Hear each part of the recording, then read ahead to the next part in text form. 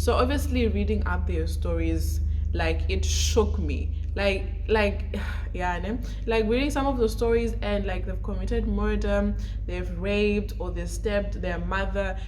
So it's been a couple months since I've experienced the world of psychiatric nursing. So in this video, I'm just going to be giving you an overview of the different wards and the different specialities that you get within psychiatry. I do understand that the new nursing program does not have the bar for psychiatry, or it's a discipline that you graduate with, but you do interact with psychiatric patients or mental health patients, and you do have modules that deal with mental health nursing. You are going to interact with psychiatric and mental health patients wherever you're going to be working, whether you're working in midwifery, whether you're going to be in a general ward, and that sort of thing. So it is important for you to have somewhat of an overview and understanding of what happens in the psychiatric ward, even if you do not specialize in that. So in this video, is going to be broken up into three. I'm going to be discussing about your short-term wards, then I'll discuss about your long-term wards, and then I'll discuss about IDS, or your intellectual disability services.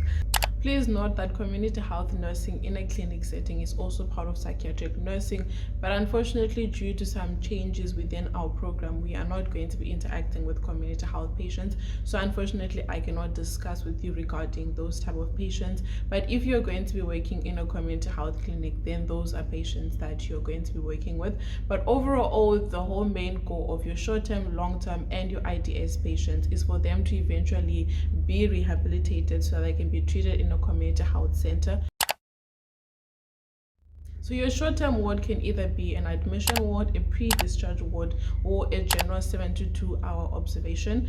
So short-term wards are there to provide involuntary and voluntary inpatient management and treatment during the acute phase of a mental health illness, able to rehabilitate them until they get better enough for them to be treated in a community health center. But if they do not improve, then they will be moved to a long-term facility.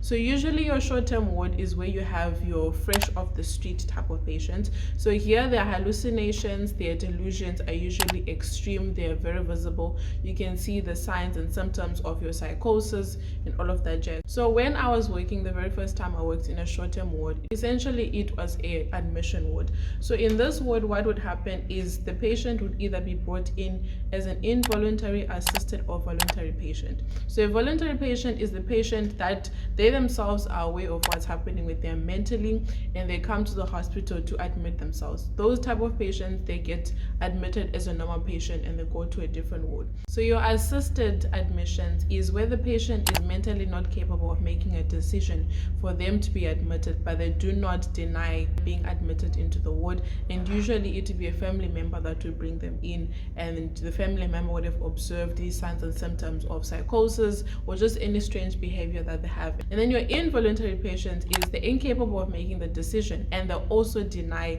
getting admitted. So it's almost being forced in a sense. So when they're brought into this admission ward, there's various forms that have to get filled in. But the basic ones is your form 4 for involuntary and assisted admission, and then there's a form 5 that 2 medical officers need to fill in. You've got either your psychiatric practitioner and then your medical doctor, and these 2 medical practitioners needs to examine this patient, and they need to have the same or similar findings that require this patient to be admitted. Obviously, if their findings are different, like maybe let's say one says no, this patient is not psychotic, they're dealing with something else, and then the other one says no, they are psychotic, they need to be admitted, then obviously a third person needs to come in and then examine the patient, and then the forms need to be sent to the review board. There's a whole process that goes with that. And then you've got form 6. So after the patient has been examined, the 2 medical officers say yes, the patient needs to be admitted, whether on an assisted or involuntary basis. Then the patient needs to be observed for 72 hours. And the reason for the 72-hour observation is because they need to determine the real cause of their psychosis or this strange behavior. Because sometimes patients that are on drugs, alcohol, and that sort of thing, it can trigger them to have psychotic issues. So obviously, if the patient is being taken off those drugs, of that alcohol, then they can obviously see what their baseline behavior is like. Obviously, if they continue having those symptoms, then obviously it's another medical diagnosis. And also sometimes the patient might be displaying certain symptoms because because of the environment that they're in at home. So obviously if they're taken away from that, then they can see what the actual behavior is, and then you can make a correct medical diagnosis after that 72-hour observation. So after the end of that 72 observation, obviously the forms have to be sent to the review board. There's also other forms that you need to fill in to say whether the patient is going to be treated as an inpatient involuntary, or the patient can be sent out as an outpatient patient. And then also you can decide this patient can be assisted or involuntary. There's a whole process that goes after the 72-hour observation, because you have seen how the patient is actually like, how they're responding to the treatment, and then they can decide what the way forward is. After that 72-hour observation, the patient can either stay in that admission ward or the short-term ward. If their condition is really severe and they need better or improve rehabilitative services, then obviously they get moved to other long-term facilities. So the usual routine of this ward is usually you admit patients, then it's the general setup that you have in your normal wards, where you're doing observations in the morning, and then obviously your interims, they would have baths during the night stuff. Then during the day, obviously you're feeding, you are interacting with the patients. It's very important that you interact with your patients, because I do understand when you get into psych, you are scared of the patients, because psychiatric patients are very unpredictable. Things can change really quickly and they get triggered easily. So it's important that you're interacting with them so that you actually observe and see with their mental status. But it's just about observing a patient and seeing how their hallucinations or their delusions, are they getting worse or are they getting less, and also they have other symptoms. Obviously you need to be observing those symptoms. Are they getting better, or are they getting worse, and that sort of thing, so that you're just seeing the progression of their mental illness. So in a short-term facility, the most common diagnosis that I've met up with is your post-traumatic stress disorder, your anxiety, your depression, your bipolar mood disorder, and your schizophrenia. Those are your most common ones. And then obviously there's other ones that are general psychosis, or psychosis triggered by alcohol use or drug use and that sort of thing. For me, the hardest part about short-term wards was seeing students, especially like medical students or nursing students, that have just reached the last straw of their mental health status. They're depressed, they have anxiety, and there was a lot of suicidality that was happening. Like you literally had to monitor them all the time. And also you've got your eating disorder patients, where you literally have to sit there and watch them eat, because it's either they're going to want to throw up this food, or they'll only eat a little spoonfuls and that sort of thing. So yeah, seeing students was just really heartbreaking for me, and also reading up the stories of what has led them to this was just horrible. The amount of abuse happening in young girls' homes, and most of the time it's relatives, it was just heartbreaking. Like it was like, so you can't trust anyone anymore. And obviously you don't want to have that perception of, you know, family members and that sort of thing, but it really was heartbreaking, especially cases where it was the fathers that were doing these things. I was just like, anyway, I mentioned in my previous video about burnout. Please do take care of your mental health. That was, I think, one of the main reasons why I wanted to put that video out, because, you know, it's something obviously I wanted to deal with on my own, but because of the amount of students that I'm seeing ending up in these mental health facilities, I really don't want you guys to get to that point. So please do take care of your mental health. It's very important. And then another form of a short-term or an acute ward that you can have is, I don't think there's even a name for it, but I can sort of describe to you the ward routine. So in the morning, they would have what is known as your feel warm, where they wake up in the morning, they discuss how they slept, how they're feeling, and then they say a goal for the day. So if it's a patient who has got depression, then obviously they'll say their goal for the day is to be more open with their feelings, or be more open during their group therapy sessions and that sort of thing. So they must just have a goal for the day. Or if you've got an eating disorder, your goal for the day is to eat one more bite than I usually do on a previous day, or something like that. And then after that, it's either they go bath if they hadn't bathed already, and then it's your observations, your interims, and then during the day they obviously get their medication. Then they have group therapy sessions. Sometimes they have individual therapy sessions, and then obviously they have what is known as community meetings, where they where they air out their complaints and compliments, either complaints among each other or their relationship with the nursing staff, and also compliments with each other, and obviously with the nursing staff in general. It allowed them to be independent but still being in a hospital setting. So like when the food came, it wasn't like dished up already. already. They would serve each other, they would wash the dishes, they gave them little chores so they still felt functional. They don't feel as what's the word, incapacitated. So in this ward, it was patients that are able to cope with daily life, but they still need that rehabilitation and that therapy and counseling in a hospital setting. So that type of setting was nice because you could actually see the progression, and it was a bit more intimate. Whereas in the other ward, because of the psychosis, it was usually very heated up and very aggressive. So those are the different types of short-term wards that you can have. The long-term ward that I worked was with forensic patients.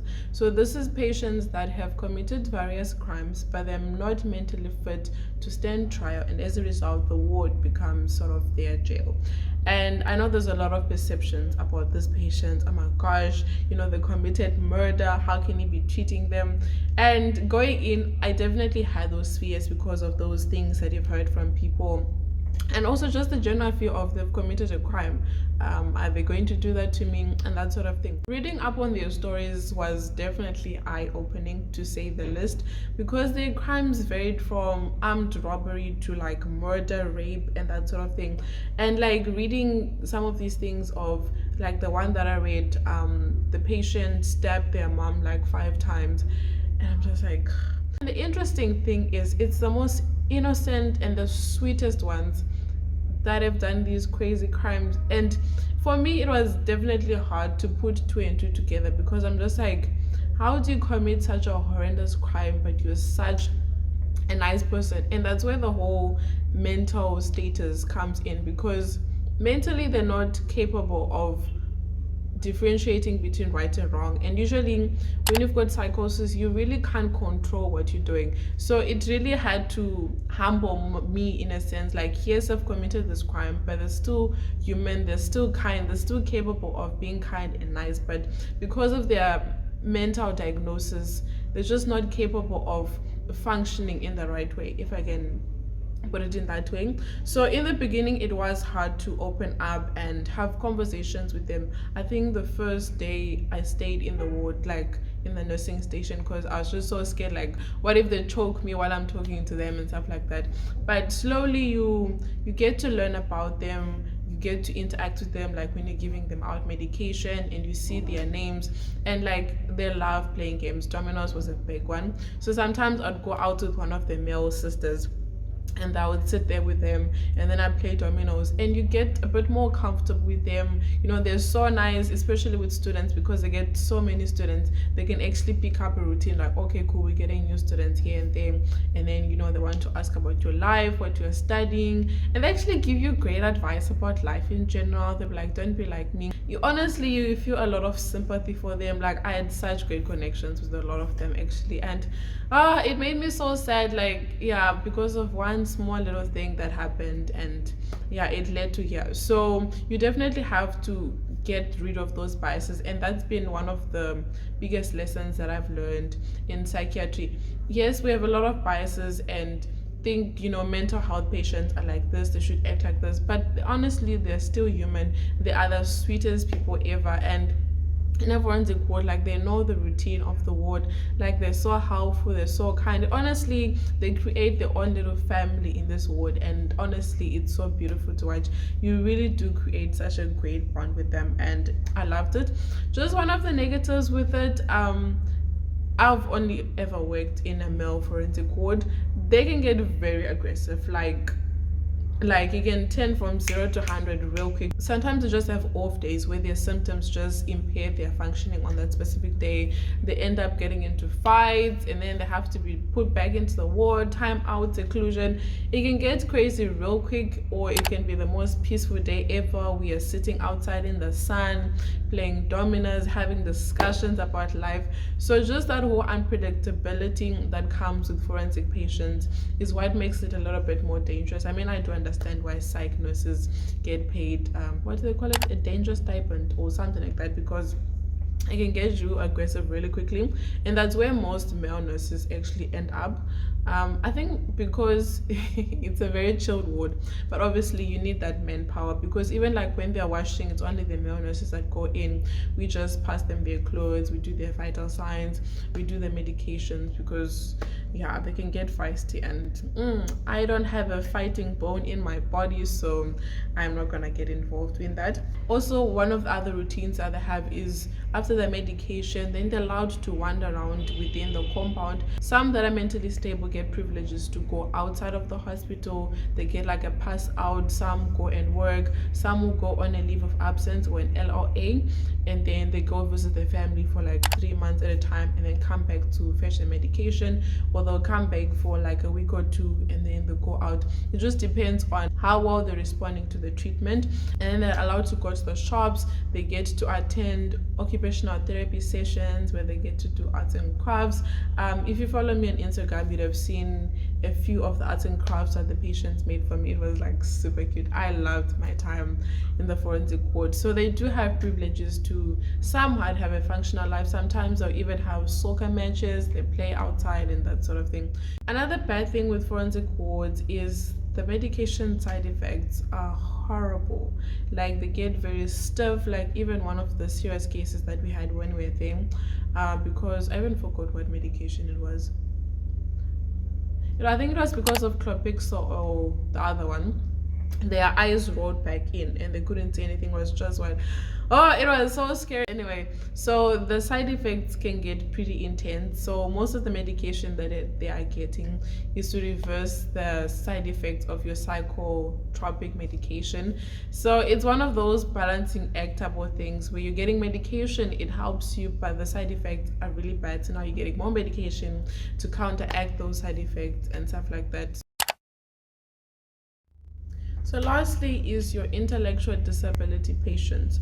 I had experiences of two different wards.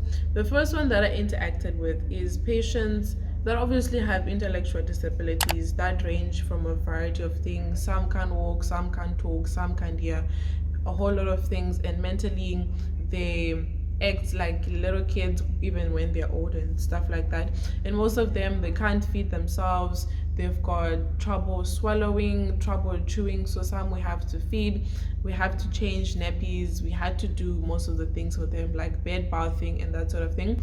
So that was the more intense ward that I worked in. And then the other ward where they're mostly capable of doing most things. So most of them could bath themselves, and then some they could walk, then they go into the bathtub, then we wash them, then we dry them, and then we help them get dressed. So you give them the shirt and they put it on, and they put it inside out, and then you have to help them put it back in and out and stuff like that. Yeah, they could do most things on their own, and then during the day, we're just entertaining them by making them watch TV, walking around outside. Some could even be allowed to go take a smoke break. So in the second ward, they're a bit more functional. We didn't have to do a lot of things for them. Which one did I enjoy the most? I would have to say with the more functional patients. There were a few patients where you could actually interact with them, you could talk, honestly, even if they were like in their 40s, their 50s, they acted like little kids, and it was so adorable, the things that they did. So it was so much fun. Like honestly, they're almost like my little babies. Like even their staff, they called them mom and dad. There was no sister, there was no staff, there was no dad. It was mom, dad. And then obviously when it came to students, then it'd be students. They were very helpful. They were even given like duties to take their plates back to the kitchen after their tea time in the afternoon, or they would pick away the plates after they eat in the kitchen. It was so cute. And then obviously they had sessions with their OT where they get to do things like hanging hangers, making little arts and crafts and that sort of thing. So the more functional patients, there was a lot more things that you could do with them, which was fun. It wasn't as labor intensive, and the relationship and the camaraderie that they have with each other, like honestly, they treated each other like brothers and sisters. Like if someone is having an off day, they would go comfort each other. If there were fights that would break out, then they would get in between and try to protect you, because some patients were trying to chase us as students and stuff like that. So they'll obviously come in and step in. So they were the most adorable. Like we even had this one day where I was playing music on my phone, and we were in the ward, and they were dancing for me. Like, it was a whole dance, but it was so cute. They were very functional, and yeah, it was just really nice interacting with them. Whereas in the other ward, they weren't as functional, so there wasn't really much you could do with them. Most of the time, you would feed them, then they would sleep, then change their nappies, then they sleep. So there really wasn't much interaction. It was more of like really having small babies, whereas in the other ward, it's a bit more toddler, early teens type of vibe. And the thing is with this wards is you really need to know them, the patient, what their diagnosis is, what their management is, and that sort of thing. Because it's not like they have a bed where you go there, you do all your treatment there, and that's it. They're moving in the ward majority of the day, so you really had to learn their names, who they are. Like the first day, you'd be so confused because sometimes I would help the sister with the medication, and then she gives me the medication, and I'm seeing the names and like I don't know who these patients are. Then you have to ask, "Hi, which patient is this?" And then you go. The ones that were able to have like proper conversations with you, they were really nice to me as a student. They were like, "Yeah, no, that's patient so and so," and then obviously you confirm with the sister because you can never trust psychiatric patients and stuff like that. But they were really helpful, and eventually get to know them like by their names. Like you get to know their personalities, what they like, they don't like, because there's some patients that don't like certain clothes, they only want certain clothes, they only want a certain cup. It was just a whole thing. Honestly, you had to be very specific with their care because they were just so picky like that. So you really had to know them as a person, who they are. And I really enjoyed that they knew the routine of the ward. Like they even had a watch in their ward where they like play around. Like if it's 12, they're like, it's tea time or it's lunch, and then they'll tell you if it's late, if it's not. So they really knew the ward, they knew what was happening. Like if it's time for food, then you tell them line up, they line up, you take them to the kitchen, they know where to sit, like they know the full routine. So it was very easy for them to lead me through the whole routine because I knew I could follow them and they would tell me what to do and that sort of thing. So they were really helpful, which was nice. But yeah, overall, it was important for me to always remember that this was their home. They were very protective of their spaces. So yeah, it really bothered me when some nurses would come in and they want to be so rude, so aggressive. That was one of the things that I hated about IDS, the way they were so man-handled. I'm like, no, don't do that. For me, I felt like they were just being too rough at times because they were so fragile, they were so soft, they were like honestly, they were like kids. Honestly, even if they were grown adults, honestly they acted like kids, and it just broke my heart the way they were just sometimes being manhandled, and sometimes the what do you call it, the treatment wasn't as nice as I would have wanted, especially since it's their home. Like for example, where they get washed in the same water because the tub doesn't function properly, like their clothes would be torn and stuff like that. Their food that they got though was, it was magnificent. Their food, they were fed really well, so that I appreciated. But just the other things, general hygiene just bothered me. They didn't have socks, sometimes they didn't have shoes, so certain things like that really bothered me. And yeah, and less often, how little often, how infrequent the patients were visited by their family. That was also another thing that bothered me. I guess maybe it was because it was mid-month and most parents come at the end of the month, and I'm not usually there on weekends. Maybe that was one of the cases, but I really never heard like most interactions with their families and stuff like that. So I would have loved to see that and see their families come see their kids and that sort of thing. Okay, so some of the things that I learned and that I thought was important to the whole process of treating these patients. The first one, definitely ward rounds. These ward rounds didn't happen as frequently as I would have wanted in long-term and ITS facilities, but in short term they happened frequently, every week, sometimes even twice a week. So a ward round is where you have literally a round table where you have the nursing staff. It was usually the times that I've gone, it was usually the operational manager, but sometimes one of the sisters would take over, and then one of the students. Then you would have the psychiatrist there, one of the psychologists, then a few of the doctors and the interns, doctor students, medical students, that's the correct terminology, and then social work, and there were a few other disciplines that would come in and have this meeting. So in this meeting, they'll discuss the patient, what's the progress regarding, their mental health. Are they mentally stable? Are they not? Are they reacting well to the treatment? Then they ask the nursing staff, how is the patient in the ward? How are they interacting with other patients? What symptoms have you noticed? How is the suicidality working, and that sort of thing. Then obviously they speak to social work, because some have social issues like family support, abuse, family wanting to see the patient in the ward and that sort of thing. And then they discuss what's the plan forward with this patient. Are they being discharged? Are they being moved to a long-term ward? Are they staying a bit longer in the ward? Are they changing medication? So it was just a discussion for you to discuss how well the patient is improving in the ward, or is the condition getting worse? What can we do about it?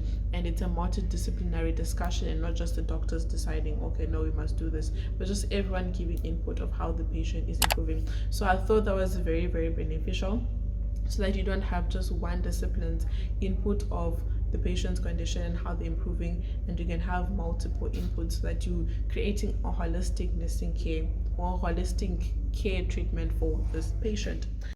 Okay, so my phone died, so I'll conclude it over here. So the other things that I learned is you need to have a good balancing act between being soft and being hard, because the psych patients can really take advantage of you. Sometimes they can be quite manipulative, but also they might not be very good at listening, especially once their psychosis kicks in. And especially like with your IDS patients, they act like little kids. So it's one of those things where you have to act like a parent, and you have to enforce rules why some things need to happen.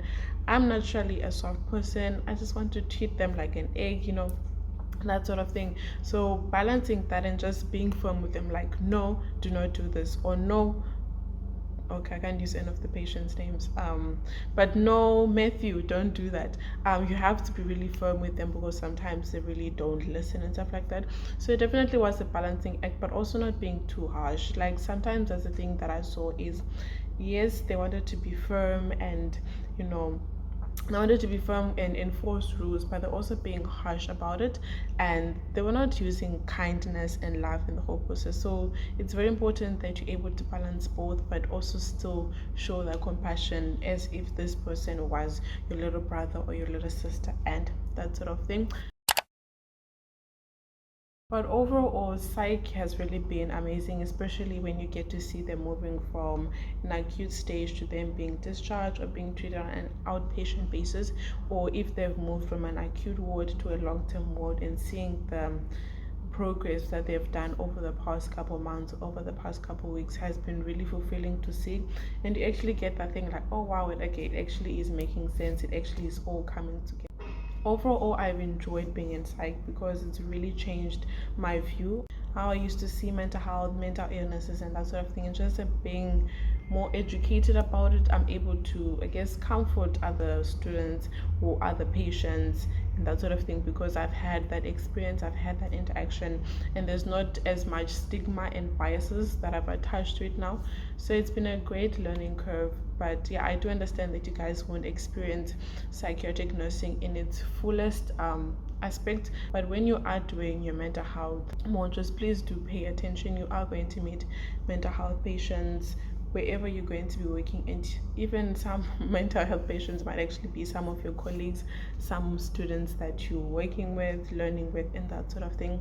And if you're able to understand how mental health illness works, how it progresses, and that sort of thing, you're able to be more kind, more loving to one another, because we all want to be relevant, we all want to be speaking about mental health matters and that sort of thing. But if we don't fully understand what it actually is, we can actually provide really bad advice to our family, friends, colleagues, and that sort of thing. So it's very important that you are actually cognizant and actually educate yourself about mental health. So until next time, coffee and South African time, have an awesome one. Bye guys.